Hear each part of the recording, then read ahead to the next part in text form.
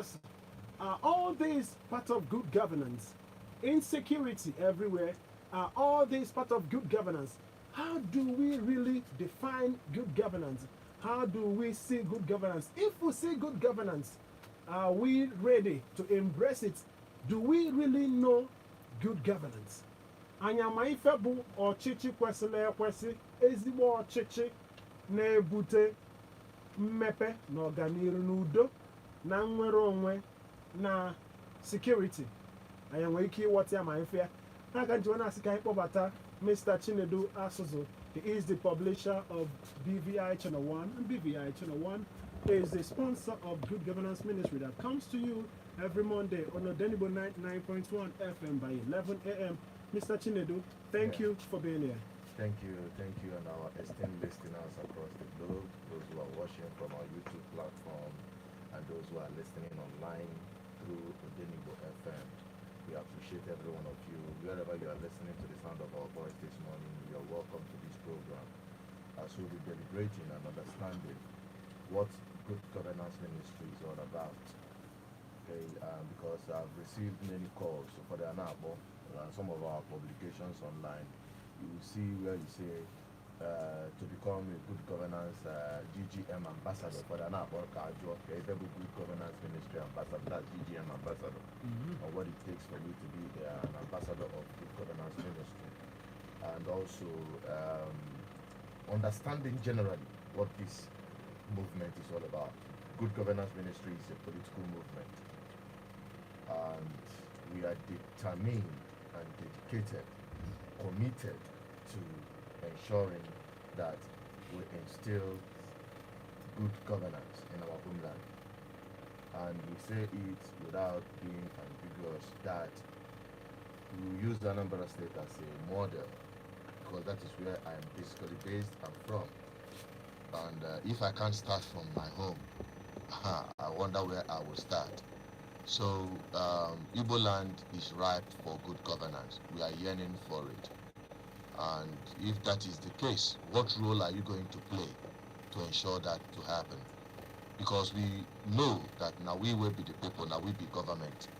Those who are in government are those who are serving, we will be government. You see, they are public servants. They are serving the public. The public is the government. But we have seen that in Nigerian system, the reverse has been the case, where those who you employ to serve you are now lords and emperors over you. They rule over you. They make a mess of your life, and the worst part of it is that we clap for them. We share them up. And Ụfọdụ will go out of their way to help them rig elections, even when they are not popular, even when they have questionable character, even when they don't have antecedent in terms of their personal life and public life. And at the end of the day, we'll come back on the same stool and start lamenting, we're bad governance. But we forgot that we are part of the making of that bad governance. So this is no time for us to lament. This is a time for us to find a solution. When we started this program, actually, people misunderstood our position, our commitment, and our mission and vision driving this movement. For the channel, even one of more, even the politicians and our sponsor, more even we are committed. Even other forum there before, we have a group of young people sponsoring out of their own pocket to better the lives of their community, to change the course of governance for the betterment of the pursuing public interest. Let us just put it that way. We are so self-centered. We are so far from whom we are originally as Igbo. So, but we want to reverse that trend. Kaina Chiatakwa back to that point where we departed from whom we are originally as Igbo. And in the Biafra Timpu, who are we as a people?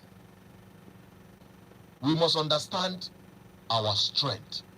We must understand what made our homeland more civilized even before the colonial masters came. Here we had a very wonderful administrative system that worked for us. Our civilization was truncated as a result of the colonization and the rest of them. But this is no time for us to lament. It is time for us to take responsibility and rebuild our homeland. This is no time for you to pack your bag and leave. Greener pasture. You know, the pasture is always greener when you're on the other side. Until you get to that point, they were takotia, they were mother that na don't me for ditch and a capital L no bano. So what we are doing here is to rebuild our homeland. We understand that our homeland had been destroyed, even since after that genocide war between 1967 to 1970. A new kind of war started against our people: economic war, political war, social war against our own people, the discrimination, and we keep crying and lamenting. But that will not solve our problem. What will solve our problem is for us as a people to take responsibility in terms of ensuring we have good people manning public office. And it starts from us identifying those people. When you identify them, if it is possible, go and beg them to please go and oversee this public trust for us as a people. If that is not done, forget it. You will continue lamenting. You will continue crying. As long as you have people who are not patriotic, as long as you have people who do not feel your pulse, who do not share your aspiration, forget about it. It will only continue to be government of form Fojuapa, and now Fojuapa, personal interest, beclouding the public interest. So the people should stop lamenting. It is time for us to organize ourselves. And how do we do that? That is where Good Governance Ministry comes in play. It's a platform set up for the people to gather together and become a political force to determine who governs us. No matter what you are agitating for, no matter what you are aspiring for. Personally, my dream for Igbo land, why I left UK and came back home, I have considered the time during the war. My dad, today marks his 7th year of living us here on this earth and departed. Today marks that day. I remember him for the stories he told me. Right from when we were very kid, about their experience, the Kwashiorkor they suffered. Despite the fact that Anibo at that time was the food hall in Nigeria, yet I caught one off, yet we are unable to feed ourselves. Today, na Anibo, we can't even boast of any agricultural stride. Tomato anyị na-eri n'ugwu ka esi ebute ya. Ji anyị na-erikwa, ji ede na-esi obodo ndị ọzọ ebutela anyị ya. Ada ekwuzi okwu onion na ndị ọzọ dị iche iche. It is an aberration. It is an aberration. I must say it. It is an aberration. So that passion drove me from UK back to Nigeria, back to my homeland. I came back to my home state. Why? Because I want us to drive our own economy. I want us to be, first of all, be able to feed ourselves. It is when you have cultivated and feed yourself, you will be able to start, looking for other things. We are unable to cultivate. We are unable to, in fact, drivers in the book today about quick return on investment, quick return. Koje China ko obinata abia olenos bo wolu gain. Koje Ugwasa ko obinata ji olenos bo wolu gain. Koje cider ko obite tomato olenos bo wolu gain. Nobody is talking about cultivating, investing, establishing companies in Igbo land to manufacture those things we can do. If I need to produce one here, and then do the other day, some people were lamenting. I saw the video. This is the containers of machetes. Machete is a farm too, yes. Come on, somebody see eba. Naba China. Koja import war machetes. Something we can produce here. Is that not a shameful? And people are lamenting. And they make them dibo. And they make them dibo. Why not make it any? Why we refuse? Now here, even Jimaloka Bonkanozo, who can do blacksmith more than them? Why have we abandoned it? Everybody should quick money. Everybody should quick return on investment. So if I drive my mission and vision on this good governance ministry is a movement. But the foundation starts from who is in public trust, who is in government. Because without it, whatever thing you are doing will be frustrated. It will be frustrated. When we talked about open grazing, people like us who want to bring in people that will invest. In the Bible, Obodo eventually invest in agriculture massively, cultivating in Igbo land, and also exporting same. The situation for no maka headers clashes and they them and they destroy their farmland. While a simple law could have solved it all. How many years did it drag on? We started lamenting on it, or we started talking about and mobilizing for it. Those of you who started following us on this platform, you had it until Advert gained their foot up till today. So when you look at some of these things, you feel the discouragement. Man, these are one thing that good governance or good people in government can sort out. And if our land will start booming again, we'll start rebuilding our homeland again. And that is the vision we carry. And that is why BVI Channel 1 as a platform is committed to educating our people, sensitizing our people, for us to understand what we can do and the powers we have. So, my people listening to the sound of my voice, I plead with you to support, to join hands with Good Governance Ministry so that we will be able to make our homeland work for us again. It's very important. It is extremely important. Or a collective responsibility. Wherever you are, you can be an ambassador of Good Governance Ministry. You can be the eyes, the ears, the mouth, speaking for your own people, that community where you reside. That school, be the eyes, the mouthpiece of Good Governance Ministry. Speak the truth. That is our commitment. We speak the truth even if it leads to our death. We're committed to it. We say it without fear. Because we see it, we say it the way it is. So what you need to do, even if you cannot speak, we have a platform. If another government in your area, speak out, mobilize little people around you. See, if I name when I fear and I got an order on because I want all you get better by anyone idea. You don't have to wait for government to do that for you. You start doing it. That is you being an ambassador of good governance.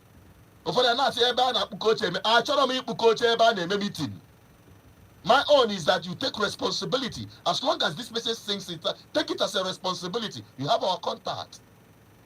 If you can start mobilizing your area for good governance. In our WhatsApp. Ebolo our ambassador. Mepelo get access to BB. Obo no na sube. Buru no any other place. You call Hannah in. Matter our vision and our mission. Mepelo get WhatsApp platform. Ebe you gather ndi no na your contact. You gather alpha together na that WhatsApp group. And now drop things, content, steady. You will not miss anything. You know they informed. And that BVI Channel 1 can and you can be rest assured we are not there to feed your emotions. But we are there to tell you the absolute truth and nothing but the truth. Because all that truth that will set us free. So what you will need to do, because from next week to about a month, May, I'll be taking a rest. Not just taking a rest, but taking a rest from the radio, but we'll be active on our YouTube channel and our Facebook platform and our WhatsApp. Every day, morning, afternoon, night, I'm not there. But in order not to come down a little bit of, so many other activities, I decided that the radio station would be one of them, and also we will recoup some of the funding I need in order to continue this program. Because this program is self-sponsored by BVI Channel 1. No man born of a woman called a politician, he has a hand in what we are doing. if this should be sponsored, it should be sponsored from the people, because this program is targeted for only the public interest. So while we take time this 1 month to be off the radio on Odenibo, you can also follow Odenibo program every month, which is one of the best. I listen to it to be informed. So while doing that, you can also join us on our BVI YouTube channel. If you have internet, you can connect with us, subscribe on that YouTube channel. It's free. On our Facebook also. And when we call our numbers, you take the numbers and you get connected on our WhatsApp platform. And I can rest assure you that you'll be getting all our updates, even our live broadcast that we are doing on almost on daily basis on that YouTube channel. You'll be able to be informed. So I will implore you to join us, be part of what we're doing, be that ambassador of good governance where you are. That is the most important thing to us. And if you are interested, and if you are committed, and if you know that what you need to do is to call these numbers: 0810 420 7522, 0810 420 7522, or 080 6098 2212, 080 6098 2212. Thank you. Odenibo 99.1 FM. I thank everybody for being here. Remember, we have something that we are telling you that is very, very prominent. And what are we talking about? I want you to always listen to what we are telling you, because we have Mr. Chinedu Asuzu talking to us about everything that you need to be part of this very program and part of good governance ministry, because people may have different ideologies about good governance, but they don't know how to deal with it. How do we come to a conclusive end that is going to be beneficial to the society? Let me use an example of about policies that we're playing nowadays. Some people say consensus candidates. That consensus candidate may be very, very okay with the godfathers or kingmakers or people in politicians, but the consensus candidate is not good to the people, like you talk about, who are the government, ordinary people who have more population. You may have about 1 million or 5 million of politicians in Nigeria, but the rest of the 200 million estimated that we are in Nigeria are ordinary people. How do we find this very good governance? Because people may define good governance differently. And we can non politics, non corridor that are calling the shots, and we different notion about good governance. Whereas the ordinary people, we different notion, because the one that is going to be affecting ordinary people is not the one the politicians want. How do we bring it to work? Must we need politicians to bring good governance to the grassroots, or must we need government, national government, to drive good governance to the streets? Maybe something about agriculture, talking about food cultivation and having abundance and having good economy. Must we need them? Do we need them? Can't we do without them? All right, let me quickly answer that question, because that is part of the thing we will be going into, and that's one of the things that is taking me out from the radio for some time and other activities. We have said sometime here that the government should set up agricultural estates in Anambra State, and other states should copy same. But while the government is doing their own, we already have our own plan to set up our own private agricultural estate, where we expect millions, or just a few hundreds of our people, not millions, few hundreds of our people to mobilize and invest in that estate, where we'll be reviving our Efibo and the Ewibo. That's one of our visions. You mean ranching? Ranching, proper ranching. And we'll import technologies. Our people, not Taiwan and other places, in the same agriculture, that place are already ready to come in and be part of it. And also we'll be able to invest in other agricultural activities outside livestock. My uncle, all the rest of them. In fact, we had a very good plan which we will be executing anytime from now, which will create jobs. And we are not doing it to be solely in it. We're doing it to trigger a revolution. We call it agricultural revolution. One thing about our people, one good thing about our ụzọ ọbụla gabara na agaba wum onye ọ na-etinye isi ya straight. Ọ sị ya bụ na akara ka a na-eghe kịta anụnwa si na onye a na-eghe akara anụnwa wee lụọ 4 dekini 1 2 3 4 before onye ọ na-emechi filling station ejeghebe akara. That is our people for you. So we hope that and believe strongly that when we start that agricultural estate, before that now some people will, but many people will invest in it across Igbo land, and by so doing, that revolution have already started, and we have food sufficiency in our homeland. Let me give you an example of what is happening in our livestock. And when we buy the open grazing and the rest of them, and then I say, I got bad now, I get men and all that. Yes, I was the first person that started advocating for that. But when you know ban and because of the year na asosio ya na afụ ejifeme ngwa ewu na efi na manụ anụ na achịgalịla anyị. Iwe jụọ onwe gị, ndị be anyị ba ya kwụsị nweta anụ efi. Anyị akọpụta ngwa efi anyị ga-ewe as an alternative. When you're trying to stop one thing, what alternative are you bringing? Ka agbaratagodu to egwu ịma that na buchi that na mgbe anyị na-eto eso at least in the 80s and the early 90s, even down to the late 90s somehow. Ị ga-attest, and onye ọ na-ege m ntị ga-ama na ebe a na-eme na family, everybody be guilty of that, including me speaking here. That now all families, all household nwere ebe a na-akpọ ndu ewu, where they keep animal pet, this ewu. Onwere family ga-abata like this. Ị gaa n'azụ ụlọ then nwere ebe enyi besiri ụmụ ewu na atụrụ in all our villages. Mana kịta, due to encroachment of civilization or modernization as they call it, ọ na-etikpọsị ụlọ a na-alụ duplex nwere anywhere ị ga-afụ ihe gbasara that ndu ewu. Our grandmothers that have cultivated that culture are all passing away. The new grandmothers and fathers we are having today, when they was up, the Y2K mothers, the social media fathers and parents, and we are losing a whole lot, and we don't even know until Odelani too late. But we don't want that to happen.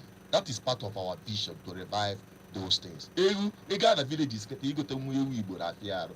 Ọ nọ na-eji ebelata ewu Hausa. Ụfọdụ onye kpọta sef ka ewere, ụfọdụ jide ewu Hausa eme ife omenala ya na-eme n'ala Igbo.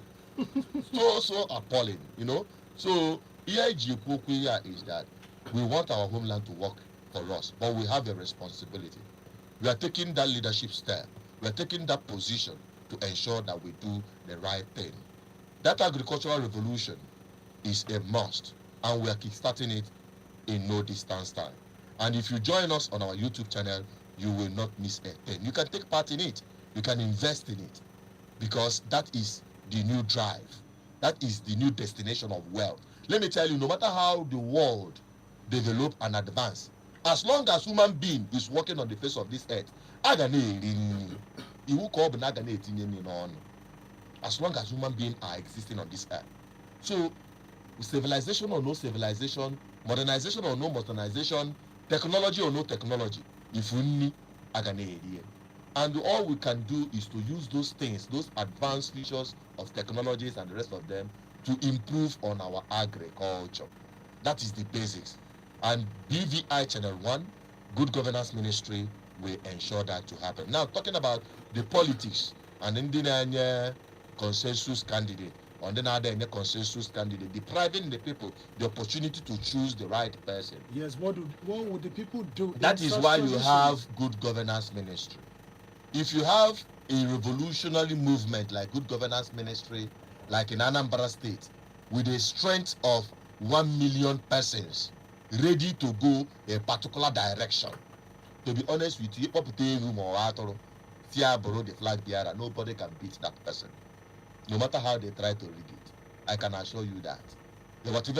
So the most important thing is organizing the people. The problem I know is that now these people, political class, are more organized than the general public. And then you see divide and rule. I call again on now be your problem. I call again on now be also no on you be your problem. No on but be your problem. And at the end of the day, when they gather in Abuja, they don't think about or talk about their differences in religion. They don't talk about their differences in their ethnicity. They don't talk about their differences or where they come from. They share the money among themselves. Man, how about to the ordinary people? None that be your problem. And none carbon kegi, none can have kegi. So the people must understand this game that has been skewed against them. And the only way they can understand it is to continue being informed by the only platform that will tell them the truth without missing word. The only platform that will say it the way it is without being afraid. And that platform is BVI Channel 1. Go on YouTube, go on Facebook, follow us, don't miss a thing as we continue to drive this vision. Yes, 070-381-55515.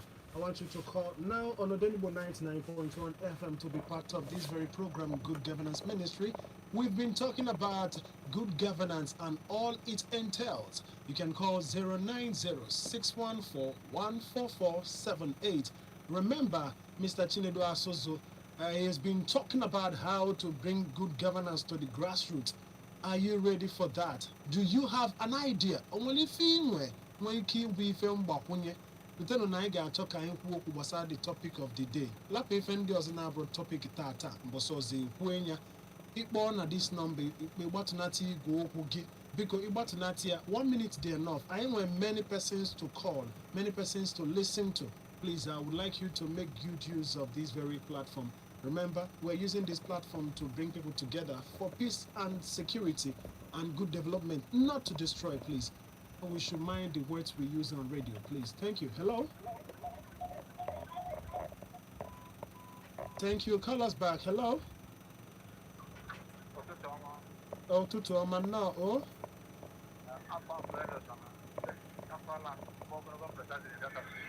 Okay. Ngwaganiru.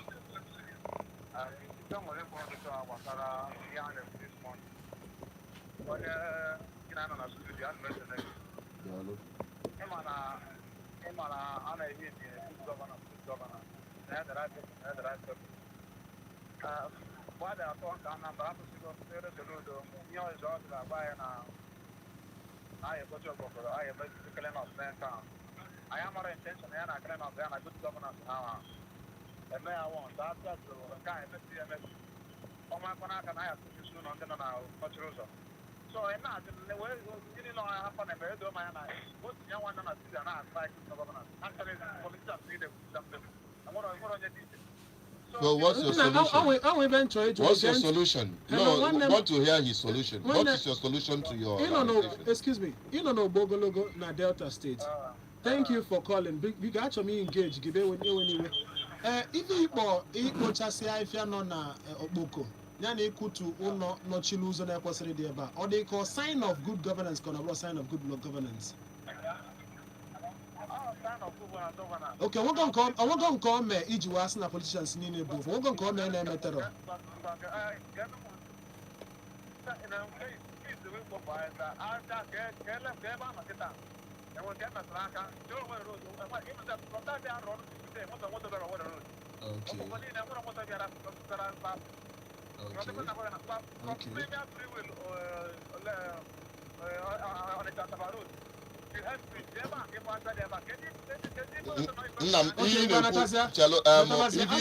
Excuse me. Even got to make it up. Kito is yellow, Oto Gessimia Cordema. You were to go even dear men are drama. What a panding came at them. Can you find the care person me as a citizen? Kawanya Kaka, I don't know Chichidika Soludo, mayor of Ma.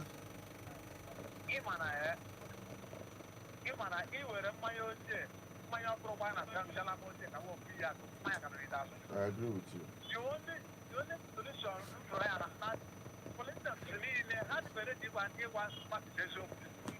But the people on so even in the advice, okay, your own solution. All you have, Joe. My own solution, I want to only lead the man and the only solution. I wanted. Okay, I want a Biafra where Bido, I wear Bido, Buchava Bani, and I wear Bido, Dosive Bani, na anyị ga-eche mgbe anyị nweta Biafra before anyị ebido bibe ndụ ka mmadụ.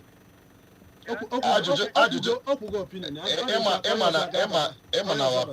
na our people need the right. Gezie ntị ka agwa gị na ikwugoro nne. Ịma na our people go emotion anyị be cloud our reasoning. But nevertheless, I understand his position. And in some of the things I know, even at the time, we are at the front line. And that didn't stop us to continue pointing out the areas that are better.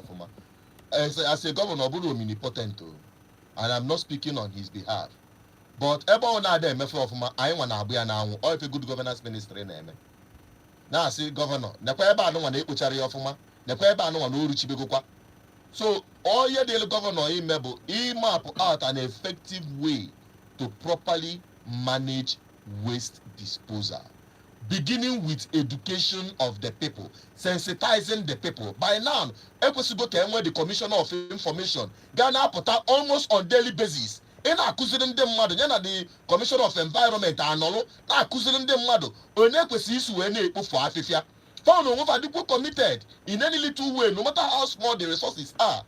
To be honest with you, it doesn't take anything. So all like a good governance ministry and stand the end for. All like I do is say bolanya volunteer ebo no. All like you do wedding by ijo and if I name on our platform. In our akekwenti na akpo. And when you hear that more fun in your area, just record it and send it to us. I know that I say get out the world of gadgets. I want to camera phone na phone here. Yeah, set here, he send the line here. We'll be able to speak it out and expose it. That is how we can get our homeland working again. Okay, then go 99.1 FM 09061414478 or 07038155515. I think we're having a little bit issue about trust here. I don't know how we're going to deal with it. People do not trust people in government, and people in government may be saying different things or seeing people, the masses, as different people. Like, you guys are not patiently with us. You don't have patience with us. Don't you know that governance is not easy? How do we settle all this? That's the question we are asking. Hello?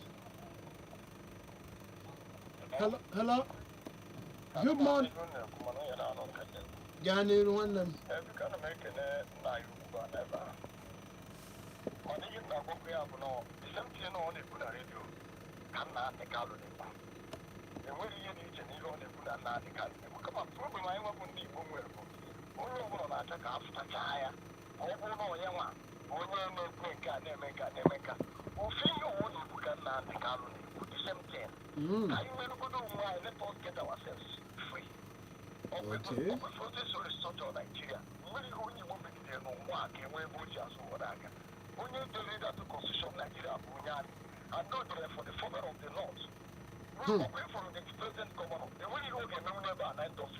Okay.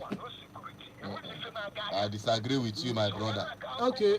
I disagree completely with you. Excuse me. They say that now a governor na China, Anambra State, Imo State, Enugu State, because now can on Nigeria. Stop giving these people leverage to be incompetent. Stop giving an excuse to incompetence in government. Okay. Nobody's stopping them. Not even Nigerian constitution is stopping our schools to be working for us. Okay. Our roads to be paved. Nobody stops us. Yes, I understand the structure of Nigeria that undermines the development of different regions in Nigeria. Because of the kind of people I have. So what we're trying to do is our people should take responsibility and stop making excuses for failure. This is no time for us to be lamenting. This is time for us to find solution to our problem. Okay, time for us to find solution to our problem. I remember sometimes emotion may get the better part of you, but you remember this is radio and we are informing people different kinds of persons are listening to radio. Humongous audience are listening to the radio. So I would like you to make some claims that you can defend with facts, because you call the Constitution of Nigeria and you said that was made by military or army people for the North. No, it is not obvious. It is not stated there. It was stated the people of Nigeria, with the people of Nigeria. So it wasn't for North. except that you have evidence, we are disclaiming that very one. You don't use our radio to make such claims. But we thank you for your concerns. Hello? Hello, good morning. Welcome to Good Governance Ministry. That 1 minute, even good governance and what it entails, all it entails. Immediately good governance. Immediately we came with good governance, mana family. Onya ka na-ajụ ọ bụrụ obu na ọ ga-abụrụ gbasara steeti ma gbasara national ndị ọ bụ onye ọma na-ege ntị ebe ibi ka otu isi improve good governance n'ebe ibi ibi ka ibu chairman ya ada unu ịbụ caretaker kedu ife ị na-eme ka good governance pụta dị ọnya ka a na-ekwu na-esi n'ụlọ pụta n'ama. Hello? Hello, good morning. No, oh? Good morning, sir, my brother. Ekenekwa m gị.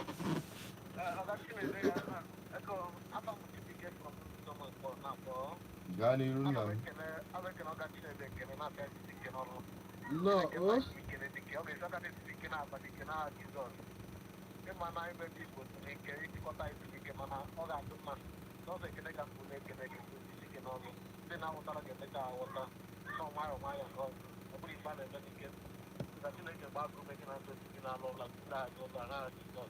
Amen. Thank you very much. Thank you. Ganiru. Okay, ọ dị ka ebe a ka ọ kwụsị ekele. Daalụ o, onye ọzọ nnọọ o.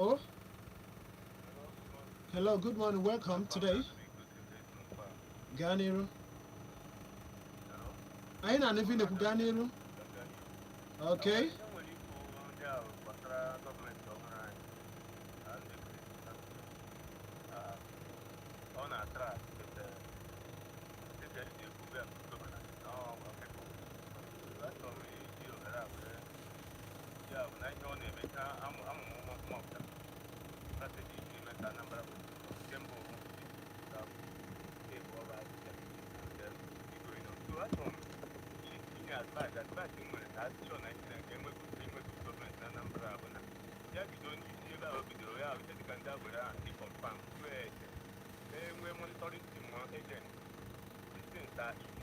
You can send your mail, maybe in Whatapp police or present the NIA for panic and can we take intelligent information?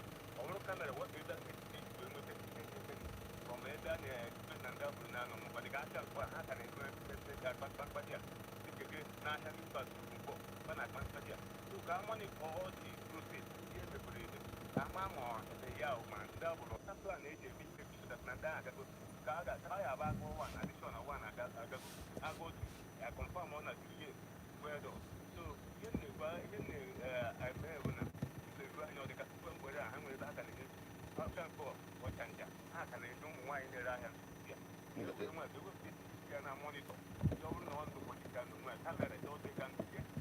Okay, and just a very quick one. Can a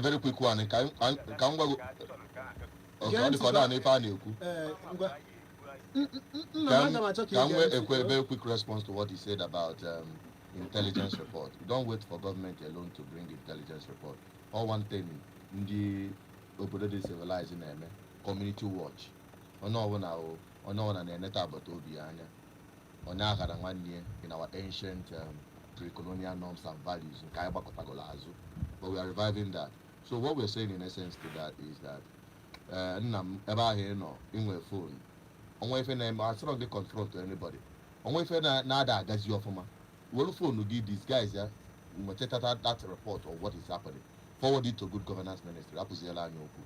Okay? Then the government what they are supposed to do. We'll continue mandating and pressurizing them, exposing their inefficiency. I had a be to the madam. Thank you. Okay, Dalo. Hello. Hello, good morning. Good morning. No, oh. No, Ganira.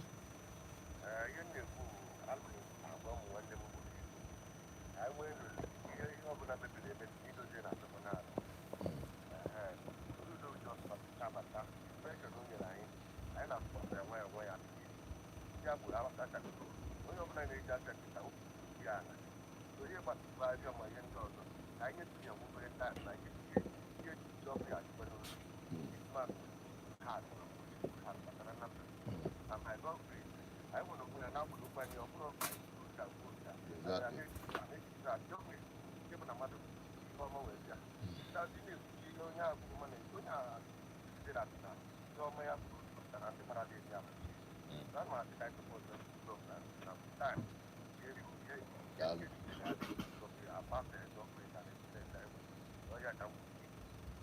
No, 07038155515 or 09061414478. Good Governance Ministry is brought to you by BVI Channel 1, and I have Mr. Chinedu Asuzu. He is the publisher of BVI Channel 1. He's been talking about good governance and all it entails. Hello? Hello? Hello. Good morning, welcome. Hello. Hello, good morning, welcome. What's your name and where you're calling from? You may not be here. I'm not hearing you, but I hope you're hearing me. Okay, go ahead. I want to thank Chinedu who has developed this affair. Some of you know to be agricultural basics. The plans they were for that and how people are going to come in maybe in a BVI. Wow, no problem. YouTube channel. Yeah. Then in terms of governance, from what we see, because we put intention for the money. My issue is that people have lost interest in our politicians. So you have to do more to tell people that don't worry good interest. But for instance, the area, and it does take us to the places on the chat and the environment. We have I think I can do it. So people will be able to do more that is different from other politicians for them to support. Likewise, you know, the people that have that people will still need to do more. Like example, I reckon the intelligence from probably the police. I'm dying with the more people, with the more of the planting down on that process. So people need to have more on what is able to do for them to support me. I think that's what I'm going to think about. Thank you very Okay, much. thank you. It seems like people have mistrust. And when Soludo came up with all the promises and all the vibe, people were like, this is the Messiah. We believe now someone can do something good. We'll be waiting for that very good. And some of them are now shattered or disappointed by some inconsistency. How do you think that this very government can remain consistent? Because it's not that from their sound and from their voice, it's something that they wanted something good. Even some persons that are like saying Soludo has disappointed us. I think it's because they believe this man should have done better.